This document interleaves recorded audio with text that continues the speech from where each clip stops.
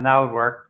Okay, sounds good. I'm gonna get started. All right, good evening, you guys. There are 25 or so of you out there right now, so um, glad that you can make it with us. Congrats to our robotics folks that are headed to Texas fairly shortly. So those of you that need to get on a plane, please don't hesitate to get going. And congrats. Of course, we have our reminders. And pay attention because Mr. Bush and Mr. Rodriguez love to just kind of throw questions out there and ask the crowd. So be ready. Oh, and Melina, that's right. I forgot. Jesse's going to MIT, so he gets to have the shout out tonight for being a cool kid. Um, Anybody else? We find out where we're going to school yet and decide. I know Stephanie who. So Jesse and Stephanie are going to be buddies in MIT. Um, any other college acceptances that we are want to cheer or and say yay for? Let me know. I'm always excited about those. So tonight we have just a few announcements for all of us. Bluegrass Festival, all of you haters on the Sunny Delight. Yes, we sold $120 worth of Sunny D. And so that means that there were 240 bottles of Sunny Delight bought on Friday. And I still have some in my classroom. So send your friends to get their sugar rush done. And we will make sure that we put that into our account for further use. April 19th, super, super, super important. Super important. Delicious fundraiser from 3 to 9. I emailed out the flyer. Please show them the flyer when you are at Delicious. I think Kennedy Sweeney and Skylar Hayes are actually working that day, so they'll know that you guys are going to be there. They're the ones who helped set up this fundraiser for us. We're awesome. So please send your friends, send your mom, dad, younger siblings, go treat people to ice cream so that we can raise some money for our awesome club here. Okay. Remember that this is the first time that Delicious is doing a fundraiser for South High. We have been the excellent guinea pigs for this, so please make sure that you guys participate and help us out here. Okay. April 25th, which is in just a few weeks. You guys need to make sure that your images are turned in. Mr. Bush is going to go over how to make sure that we upload the images and get them ready to be played.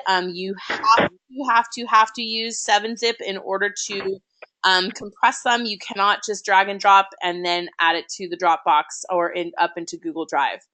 May 25th, which is the Friday before we go to on Memorial Day weekend.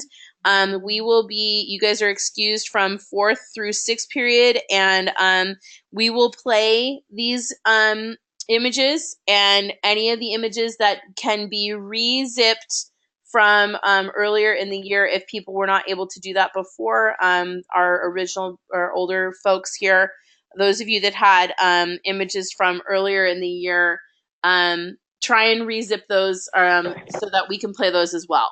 Okay.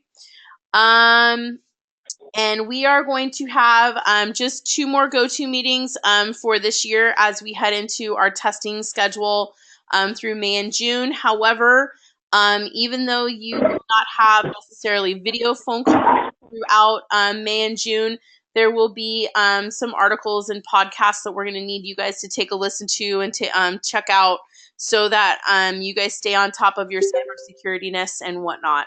Okay. Okay, so going from there, you guys missed some of you that were not on the call last week, you missed a great talk about SIM cards and again, the Internet of Things. Joy Richardson's father, who is an engineering manager at Cisco, did the call for us. So it was a great conversation in the chat room about iToasters and if all of you get hired by a refrigerator company who can scare me with all my food in my refrigerator.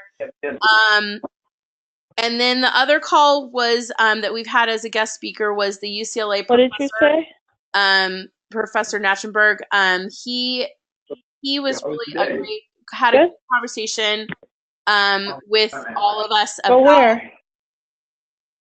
They had a really great conversation about just about UCLA in general and cybersecurity and programming and computer science and whatnot. So check those out. They're really great. He has been in contact with me since that call, just checking in on us and making sure that we're doing well and whatnot. So if you have questions for him about UCLA and comp sci or Google Analytics and what he's doing over there, just send me an email and I'll forward it to him for you, and we can have a dialogue with him. Okay. Mr. Bush, you ready? Yeah, you can share, pass the sharing to me. Okay.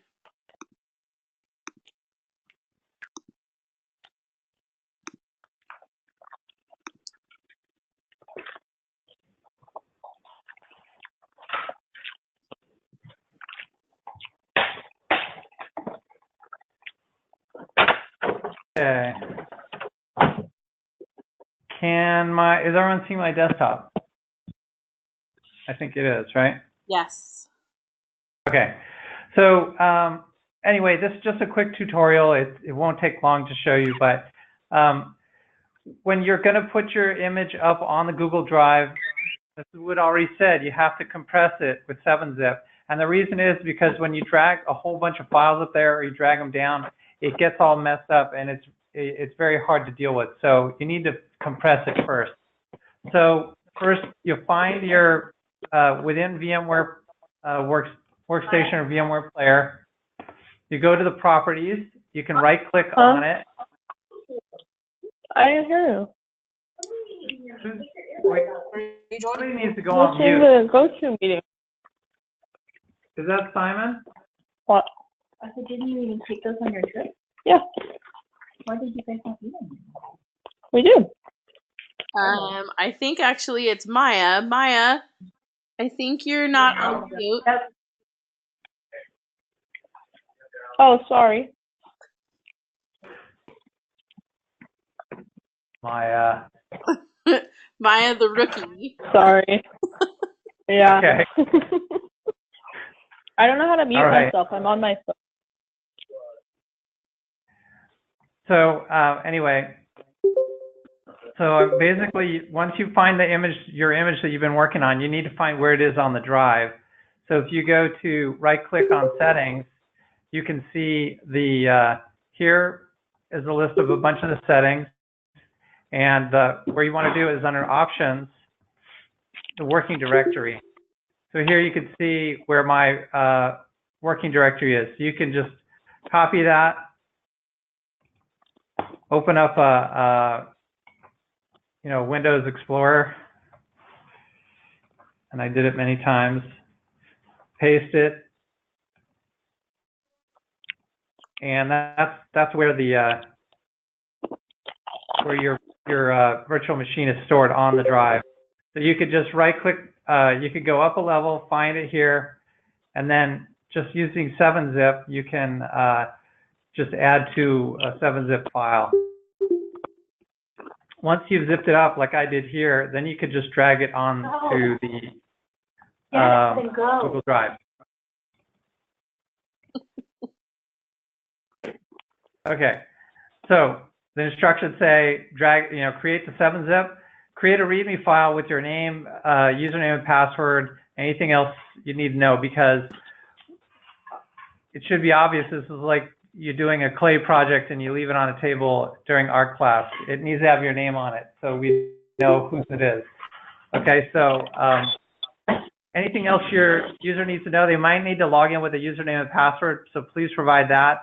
But also there could be some other things they need to know, just put that in the README. So then upload it to the Google Drive. And next I'll pass back the sharing to Ms. Wood so she can give a little intro video. Those of you who watched the video that Ms. Wood sent out, that's great. It's going to you're going to be able to answer a lot of the questions we're getting ready to hit you with, but also this is a little intro that will help you help get the topic going. So go ahead, Ms. Wood.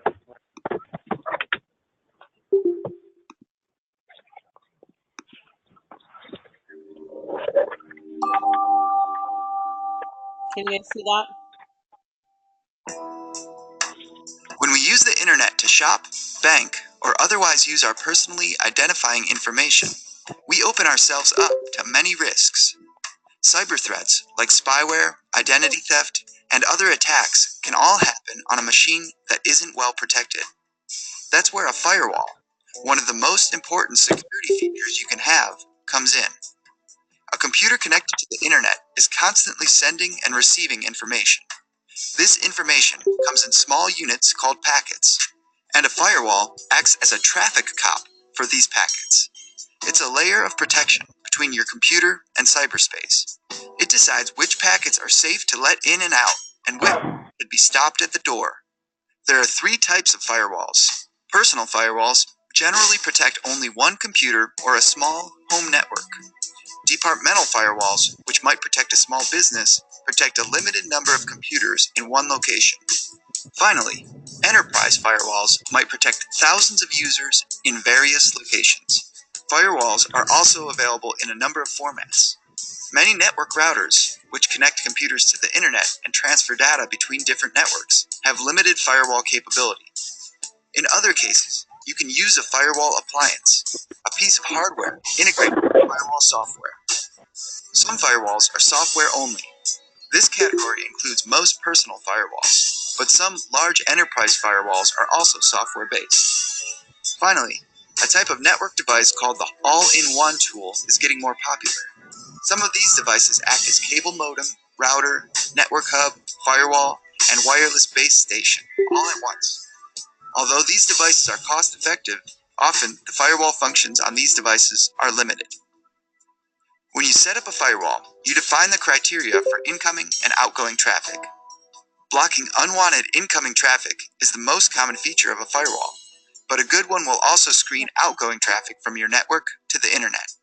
For example, if you're an employer who wants to block employees from accessing certain websites, firewalls can screen network traffic based on content and report on what kind of traffic is coming and going on your network. For example, some firewalls can integrate with a virus scanner or email program to screen out malware or suspicious email messages. Thanks for watching, and good luck protecting your system. Visit the Center for Identity's website for up-to-date information on all aspects of identity and privacy management.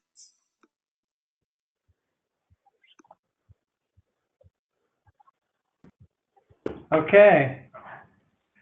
So I can take back the sharing now, Ms. Wood. No, it's your father's. Well, Janet's father. Okay. Okay. Where's the present? Oh, there we go. All right, so we've just watched the, actually that first one, Introduction to Firewalls. The second video link, which we're not going to show, is the video link that Ms. Wood sent out earlier. And we're going to go right into questions because we think that tends to stimulate the most discussion. And if you were watching the video that you saw earlier today, good, or previously, then you'll be able to answer a lot of these questions. Okay, so you can obviously look ahead and see what these questions are, but why don't we start with a very basic one, and want to see some answers in the chat for this. Why are firewalls needed? So let's look for different ideas throwing out there.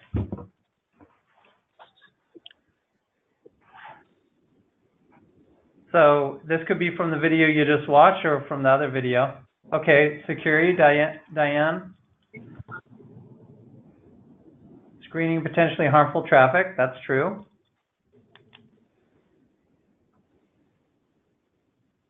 Block specific traffic or hosts. Yep, that's a good answer. We got more answers out there. Control flow of network traffic, that's good. Delvin says block spyware, and some of the more advanced types of firewalls with intrusion prevention systems can do that kind of thing, but a normal firewall can't. and to protect your computer from data that could abuse it. I'm hearing a lot about protecting you from the outside. Was there anything that a firewall does from the inside?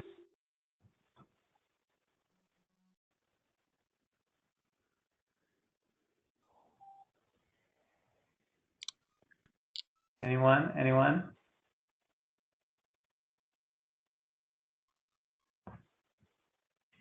Why?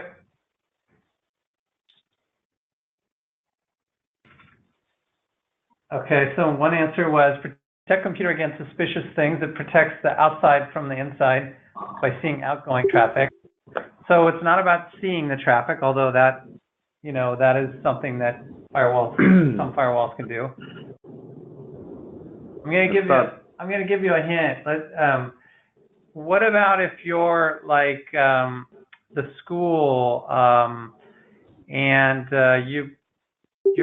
you're letting students on the network use it? What might you do to the outgoing traffic? Yeah, Jesse, you filter out certain traffic. What's an example of traffic you might want to filter out originating from within the school? Games. Yeah. Annoying people by blocking everything. Yeah. Yeah, we get that all the time. All right, so firewalls can block incoming, but they can also block outgoing. So we hit that second question, I think, fairly well. What do firewalls protect against? Mr. Rodriguez, you want to jump to the third question there? So does anybody know how firewalls control the flow of traffic?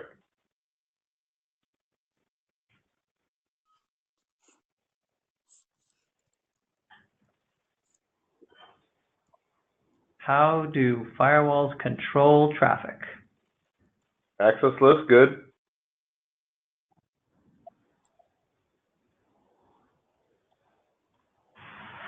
There's multiple right answers for this, so go ahead and throw out some ideas. And even if it's a guess, how do they control traffic?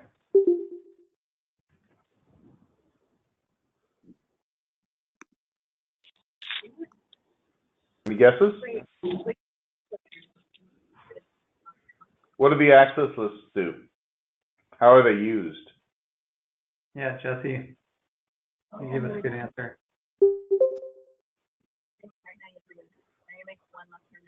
ACLs, yeah. Well, what is an ACL?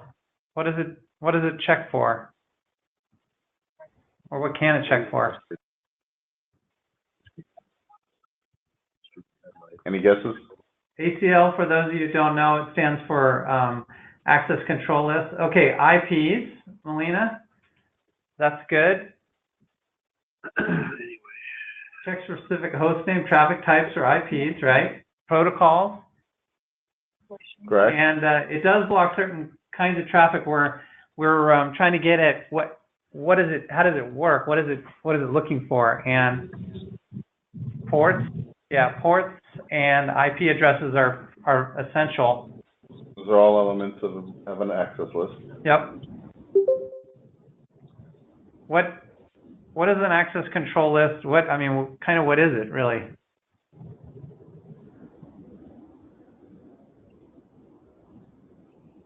What's another name for an access control list?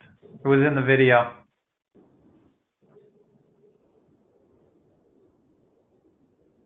Anyone? Bueller?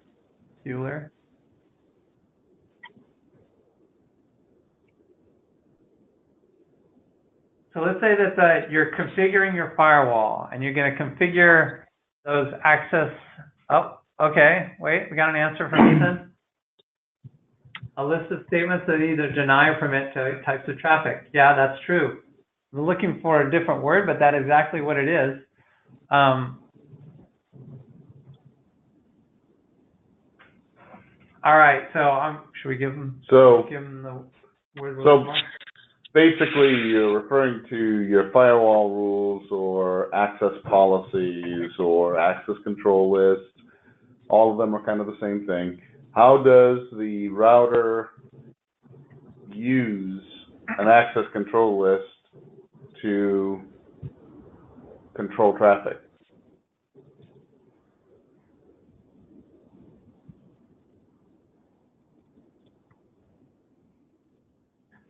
And what we're getting at here is like, if you watch the video, you would have seen like some examples of the types of rules you would put in place and what you would say. So does anyone have anything from that?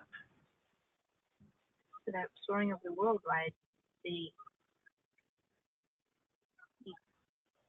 don't know if you remember, it's like a Ferris wheel almost. You go around in a circle. Okay, there was, Rachel did say something about tuples, right?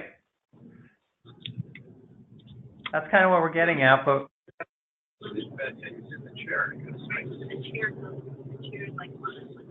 we're picking up some audio in the background.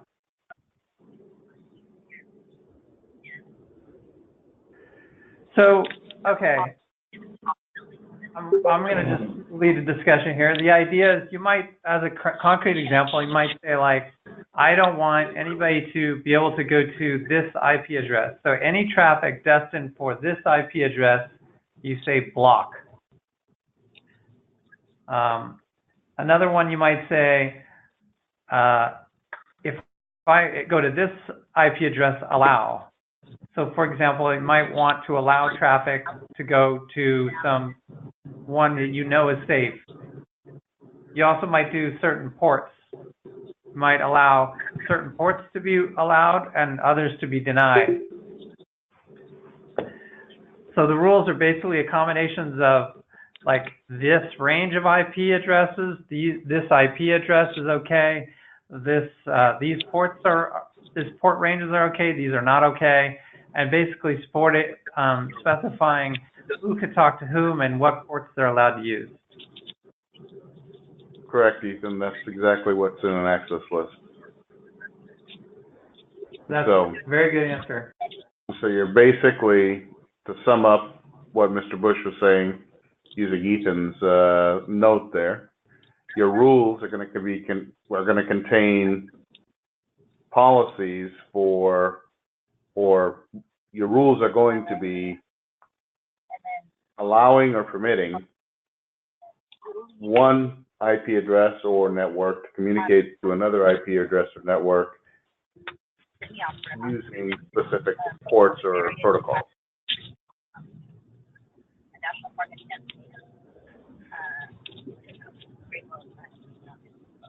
Okay, well, let's get to the fourth question. We didn't really ask this. What types of firewalls are there out there?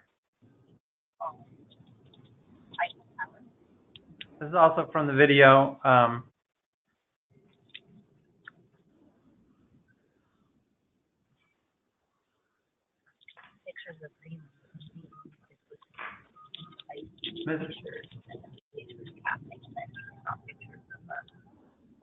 Okay, from the video we just watched, it was talking about a host. Actually, was that from the other video? I'm getting mixed up. Ethan gave another good answer, host, local, or corporate, or enterprise and personal. Those are both correct answers. So more specifically, it would be host, network, or enterprise, corporate. So you either be protecting your network at the perimeter, or you're going to be protecting your host, or you're going to have an enterprise, or enterprise where you're protecting at a grander enterprise level. Can anyone name a host that has a firewall? Thank you. You still have the car? Bye bye, have a good time. For a host-based firewall, can anyone name a host that has a firewall?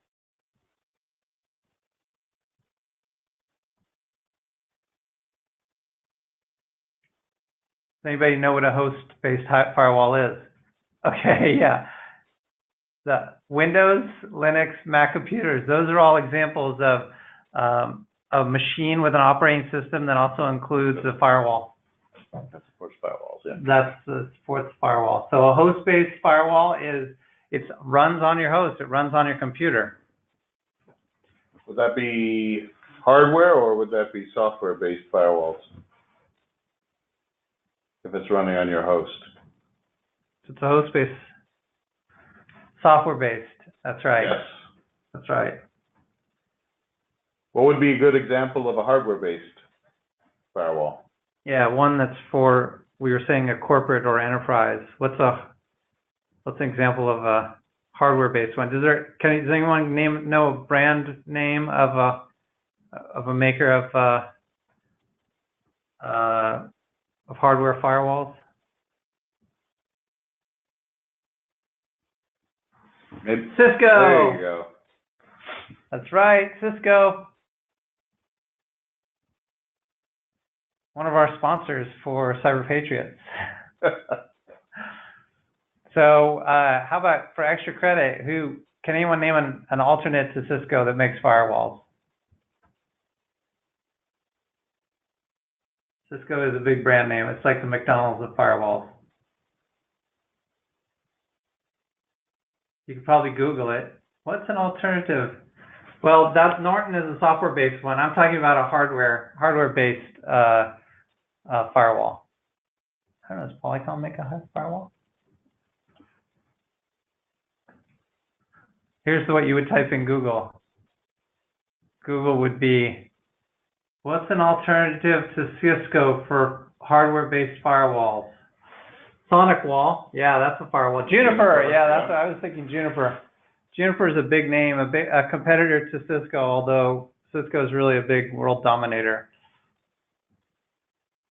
Isn't there a Chinese one too? Probably. No doubt. We don't like to use those ones in the government.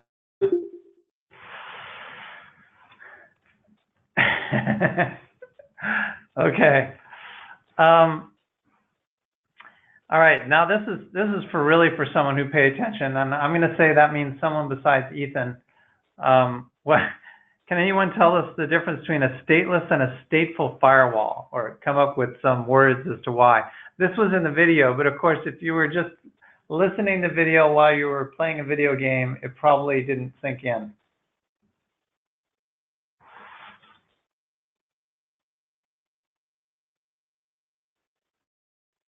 Delvin says stateless who needs to be specified on the balance.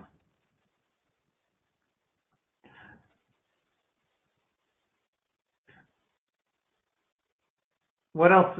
Well, there's a keyword that we're looking for that is the difference between stateful and stateless.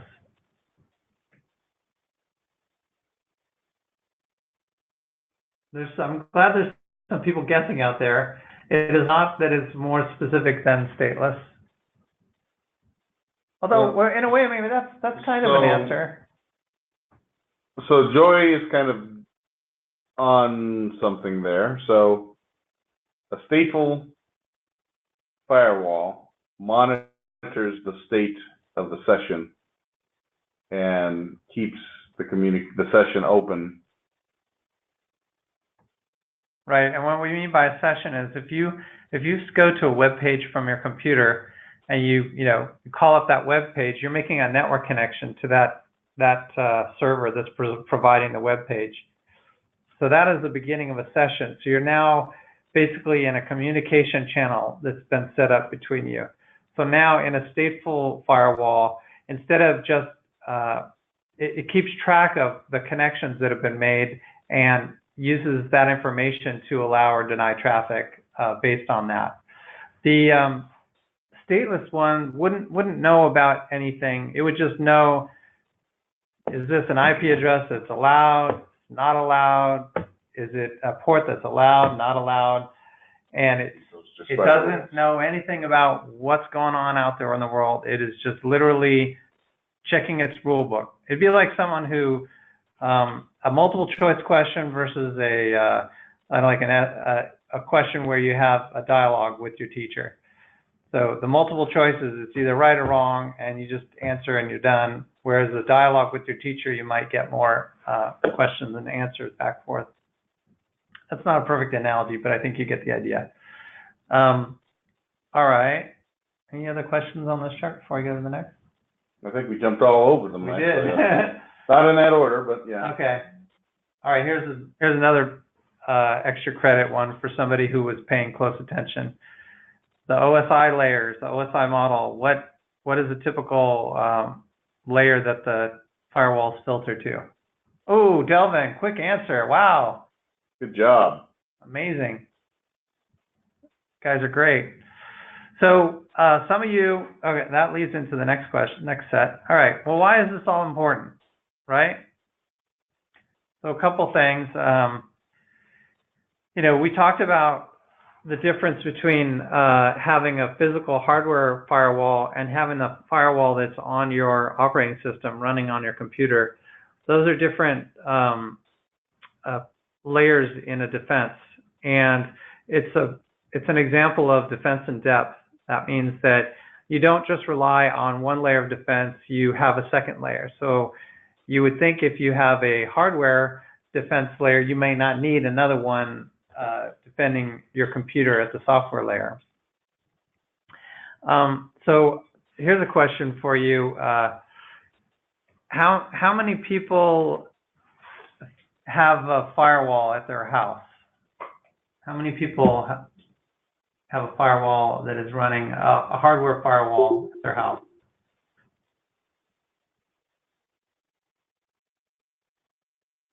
Do you guys have the internet? How many people have the internet at their house?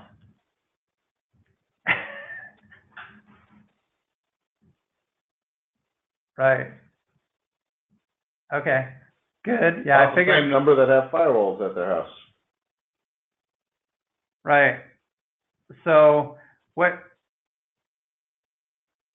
do you think that firewall is if you have one? Any guesses? Is it on the roof? Up, router. Yeah, most of the time, the firewall, if you have a hardware firewall at your house, most of the time it's going to be in a router. And so many of you. So what did they, in the introduction video that we were just talking about, they described a type of firewall that you would typically have at your house. Do anybody remember what that was called? That was in the video we just watched.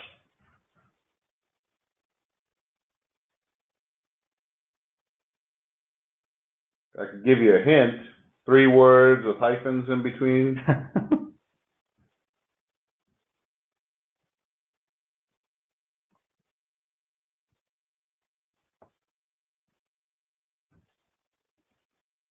Any guesses?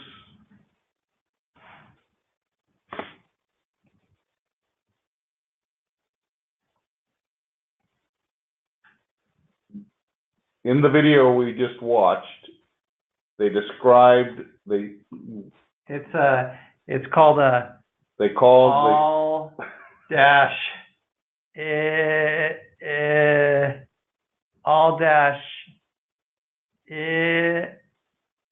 go ahead, come on, finish my sentence. I'm looking for someone.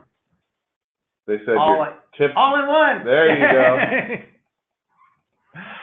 Good. That was in the video. Now, if you can see my screen, you can see actually me going to my firewall in my house right now, my cable modem / firewall. Which is what kind of firewall is that? I got to get the password.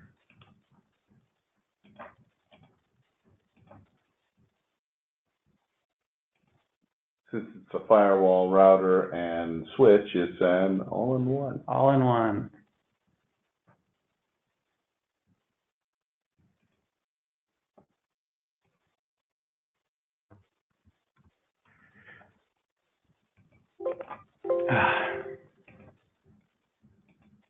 Oh, that's not it. Sorry, folks. Trying trying to get the password out of my LastPass here.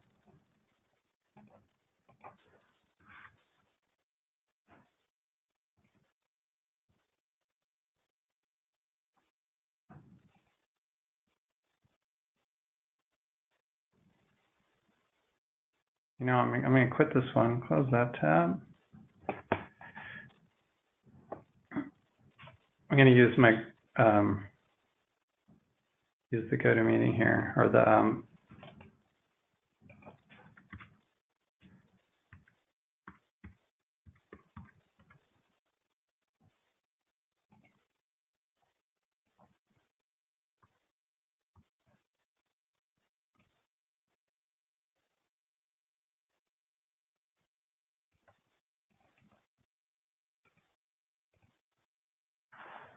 all right, so here is my my home router, and you see there's a button here, firewall.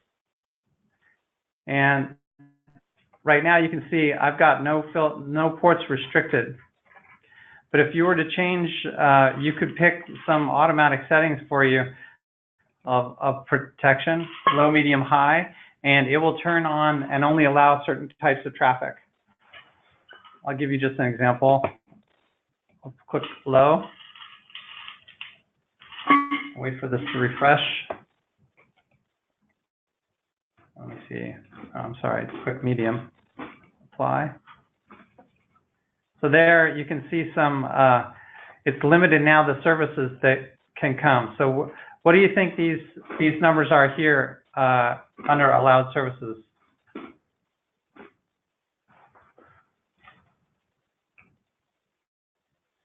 Can anyone answer what the numbers have to do over here by the allowed services?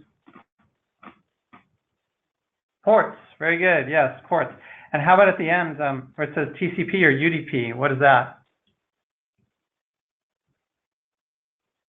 Protocols, yes, the Transport Connect protocol or the Datagram protocol, and I forgot what the U stands for temporarily. I'm going to put it back so you can see that this is basically allowing these. And what do you think that means about traffic that's not on one of those ports? They're blocked, exactly.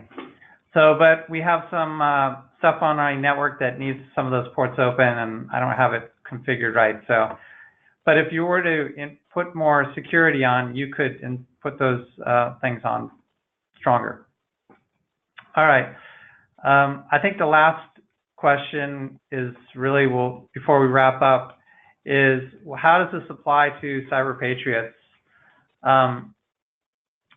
Which of the three areas in cyber patriots does this apply to? The three parts of cyber patriots. Well, cybersecurity for sure. You know, some of you are specialists in one thing or another. Which specialization does it matter? Yeah, packet tracers. The packet tracer is part of what? Cisco. Yep. Yeah, and Ashley said all of them pretty much. Yep. That's right, all of them. So if you're going to be the Linux specialist, you better know how to turn on a firewall. You better understand what those settings mean for the ports and protocols, and how you set up IP ranges. If you're on Windows, same thing. So anyway, in the earlier competitions, it's mostly about, is it turned on? Do you have a firewall? And you get into the later competitions, it's going to be actually going in and blocking traffic on ports that you don't need. So you need to know how to do that. And we know that during some of the competitions, people told turn the firewall off, the outbound traffic, and that caused some problems. What problem did it cause during the competition?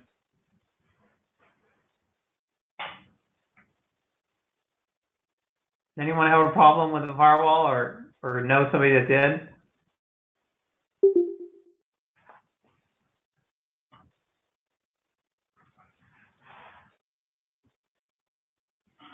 All right, I'll just tell you, I'll remind you guys. So the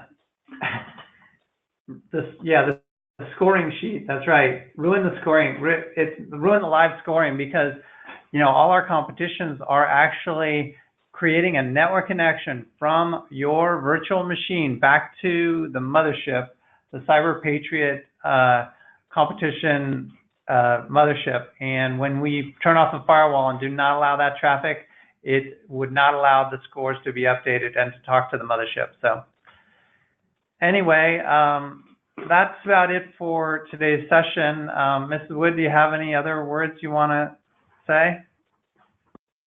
Those of us that are participating in the NCL, look for a slip from me tomorrow in your 4th period class. And get out and go to Delicious in 2 weeks on April 19th. I keep hammering this home, but there's a whole lot of you, and there's a whole lot of ice cream to be ate. So go get it, please. All right, I think that's it. Good night, everyone. Make sure you guys Thanks, get everybody. done. Bye.